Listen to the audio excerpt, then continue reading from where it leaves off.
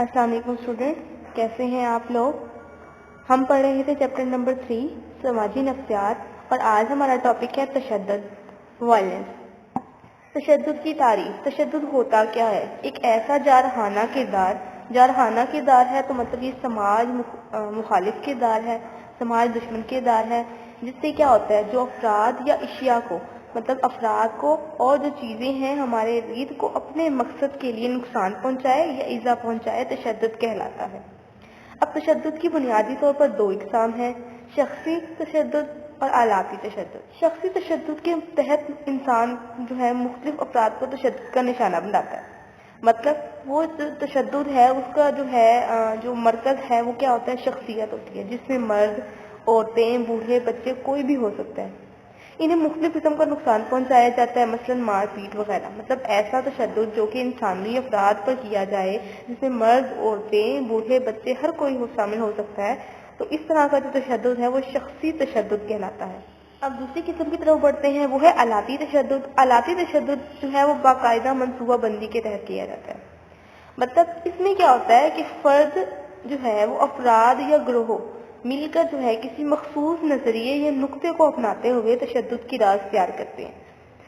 जैसा कि आपने अक्सर जो है ना गुल्लू भट्ट के किस्से सुने हैं कि वो जो है कभी पीटीआई का कोई जलसा होता है या कभी नून लीग का जलसा होता है, तो इस तरह के जो जलसे जुलूस या हड़तालें लोग करते हैं जिसमें लोग अमारतों को और चीज़ों को नुकसान पहुंचाते हैं, तो इस तरह का जो तशद्दुद है वो आलाती तशद्दुद कहलाता है। अब पढ़ते हैं ज़ाती तशद्दुद की तरफ। तशद्दुद की सबसे पहली किस्म जो है वो है ज़ाती तशद्दुद। ज़ाती तशद्दुद में क्या होता है कि ज़ाती अदावत अपनी तरफ से दुश्मनी, कीना, अपने अंदर जो है गलत कीना रखते हुए, गुस्सा, नफरत या इंतकाम की जो करैक्टर्स हैं उनको रखते हुए अपने उसको तस्कीन पहुंचाने, अपनी जो है अना को तस्कीन पहुंचाने के लिए तशद्दुद किया जाता है। ये एक तरह से ज़ाती तशद्दुद है, क्योंकि इंसान इसमें ना सिर्फ दूसरों को नुकसान पहुंचाता है बल्कि अपने आप को भी इसका नुकसान पहुंचा रहा होता है। जारहाना किरदार किसी मकसद या इनाम को हासिल करने के लिए अपनाया जाता है, जिस पे टारगेट फर्द नहीं होता बल्कि तशद्दुद का मकसद इनाम वगैरह होता है। ये बात काबिल जिक्र है कि तशद्दुद जरूरी नहीं जिस्मानी हमले या किसी इमलाक को नुकसान पहुंचा कर भी किया जाए। किसी भी माशरे में बहुत से लोग तशद्दुद के ज़बानी इज़हार को भी जरिया बनाते हैं। मतलब वो अपने लफ्ज़ों के जरिए, अपने फिक्रात के जरिए, अपनी ज़बान के जरिए ऐसे रवैये का इजहार करते हैं जो कि तशद्दुद कहलाता है। तशद्दुद का असल मकसद तो यही है कि दूसरों को जो है नुकसान पहुंचाया जाए, अजियत दी जाए, तो वो किसी तरीके से मार पीट हो या चाहे उसका जो है ज़बानी कलामी हो, ये दोनों ही तरह से जो है तशद्दुद में ही आता है। अब तशद्दुद के क्या जो है असबाब होते हैं, तशद्दुद किस वजह से पैदा होता है, ये जो हमारा समाज दुश्मन किरदार तशद्दुद अमेज रवैया है, इसके क्या असबाब हैं, इसके बारे में बहुत से लोगों ने, बहुत से हमारे माहिरीन नफ्सियात ने जो है बहुत सारे जो है अपने नज़रियात पेश किए, जिनमें ब्राउन लाइन, सिगमंड फ्राइड, स्टोर एंड लायंस, Dollard Miller, Albert Bandura, J P Scott के नाम मशहूर हैं। अब इनके क्या नज़रियात थे। ब्राउन लाइकन कहता था के मुताबिक जारहाना जबलत मतलब जाहराना फितरत जो है वो इब्तिदा बच्चे से होती है। मतलब बचपन से ही उसके अंदर ये चीज़ें अडॉप्ट होना शुरू हो जाती हैं, उसके अंदर तशद्दुद अमेज रवैया, जारहाना किरदार की तरफ उसकी जो है एक तरह से अप्रोच होना शुरू हो जाती है। स्टोर और लॉन्स क्या कहते हैं, उनके मुताबिक अफराद के अंदर अंदरूनी तौर पर लोगों पर हमला आवर होने और उन्हें तबाह करने की तहरीक मौजूद होती है। मतलब उसके अकॉर्डिंग कि हमें भी पता है कि हर इंसान में अच्छाई या बुराई होती है, तो अपने अंदर की अच्छाई को इस्तेमाल करना या बुराई का इस्तेमाल करना इंसान के अपने हाथ में होता है। तो अगर किसी के ऊपर बुराई का हमला ज़्यादा हो जाए, अपने अंदरूनी तौर पर वो लोगों को तबाह करने में ज़्यादा जो है सुकून महसूस करने लगे, तो उस तरह से तशद्दुद का किरदार जो है सामने आता है। अब डॉलर्ड के मुताबिक तशद्दुद और जहरियत खैबत का नतीजा है। मतलब ये जो है माँ बाप की तरफ से भी हो सकता है और अपने अंदर की फितरत की वजह से। मिलर ने भी जारहियत और तशद्दुद अमेज किरदार में गहरा ताल्लुक होने की तस्दीक की।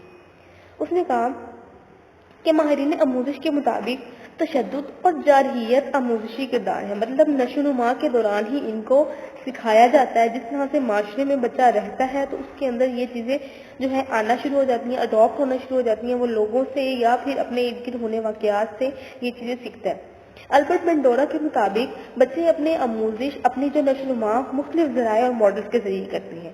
جب ہم نے آموزشی نشو نما پڑھی تھی، مطلب جب جسمانی نشو نما اور سماجی نشو نما کا ٹاپک ہم نے پڑھا تھا، تو اس میں ہم نے دیکھا تھا کہ بچے جو ہیں اسٹارٹنگ سے اپنا ایک رول ماڈل بناتے ہیں. رول ماڈل اپنا ایک آئیڈیل کریٹ کرتے ہیں جس کے تحت وہ اپنے آگے کے جو ہے اپنا کردار بنانا چاہتے ہیں، اور اسی قسم کے ملتے جلتے کردار کا اظہار بھی کرتے ہیں. چنانچہ تشدد اور جہریت کے اسباب شخصی اور غیر شخصی دونوں میں ہی ملتے ہیں، اس لیے کسی ایک کو انتہا کو قبول کرنا یا رد کرنا موضوع نہیں.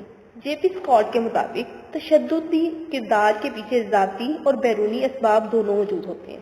مطلب انسان کے اندر کی بھی حص موجود ہوتی ہے اور باہر کے ماحول بھی موجود ہوتے ہیں. کوئی بھی انسان یا جانور لمبے عرصے تک مبارزت کے بغیر نہیں رہ سکتا. یہ بات دیکھنے میں آئی کہ جو بچے جارحانہ کردار کا مشاہدہ اپنے ماحول میں یا ذرائع ابلاغ کے مختلف ذریعے سے کرتے ہیں، ان کے کردار میں جارحیت پائی جاتی ہے. مطلب ان کے اندر جو ماحول سے سیکھتے ہیں انہی کو جو ہے وہ امپلیمنٹ کرتے ہیں اور ان کے اندر وہ ان کے کردار میں یہ چیز رچ جاتی ہے. تشدد اور جارحیت کو قابو میں لانے کے لیے ماہرین نفسیات مختلف طریقہ کار کی وضاحت کرتے ہیں. اب تشدد اور جہریت کو قابو کرنے میں جو ہے مختلف طرح کے جو ہمارے ماہرین نفسیات کے طریقہ کار ہیں، ان میں جارحیت کا نکال، مطلب دماغ کو اس طرح کے خیالات سے نکالا جائے، صاف کیا جائے جو کہ تشددی کردار کا وجہ بنتے ہیں یا جو جارحیت کا وجہ بنتے ہیں. کرداری نمونے، اعلیٰ کرداری نمونے پیش کیے جائیں تاکہ بچوں کے اندر یا پھر اس طرح کے نمونے ہوں جن سے انہیں سبق سیکھنے کو ملے.